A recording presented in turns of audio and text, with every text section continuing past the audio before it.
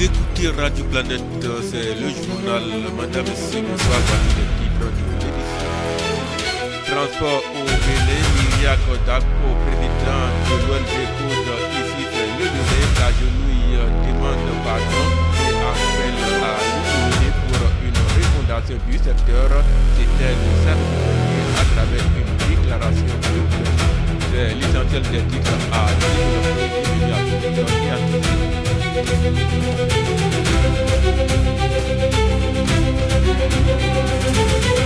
Julien A. Bonsoir. Bonsoir, Christian. Il y a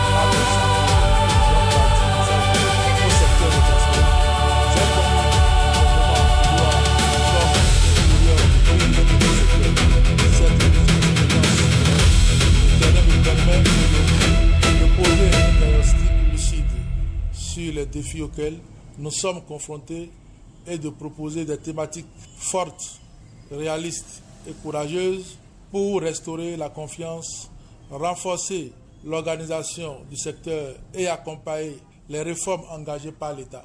Chers collègues, infatigables acteurs du secteur des transports, je voudrais rappeler une vérité fondamentale du secteur. Le secteur des transports est notre maison commune.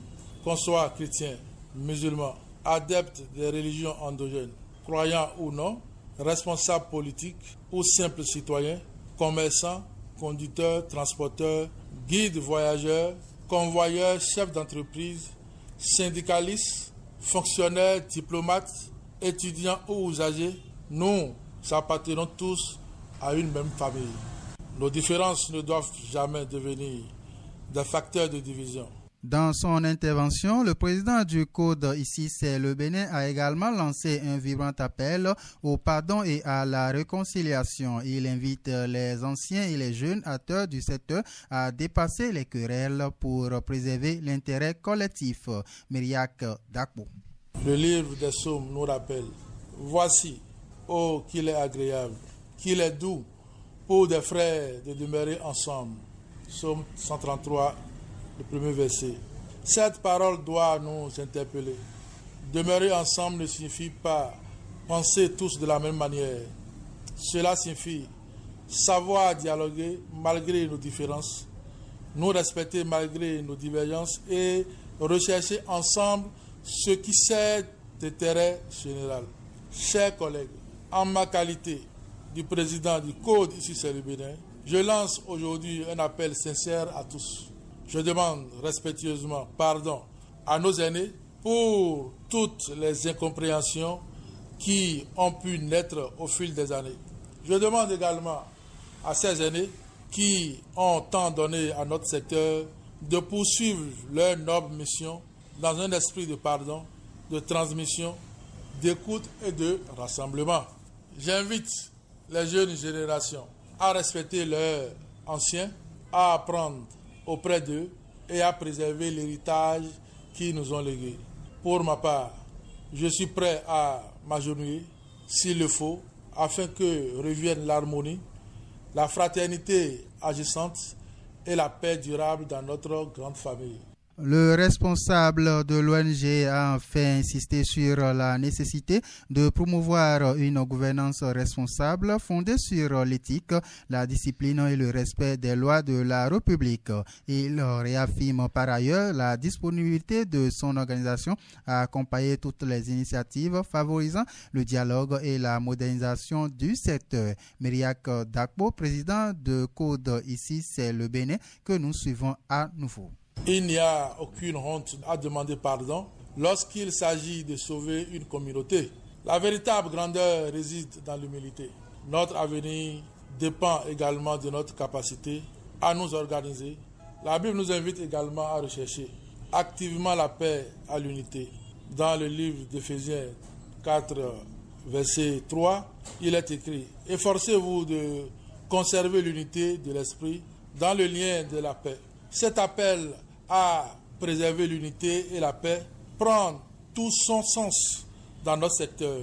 Il nous appartient désormais de transformer nos divergences en dialogue, nos blessures en réconciliation et nos expériences en force pour construire l'avenir.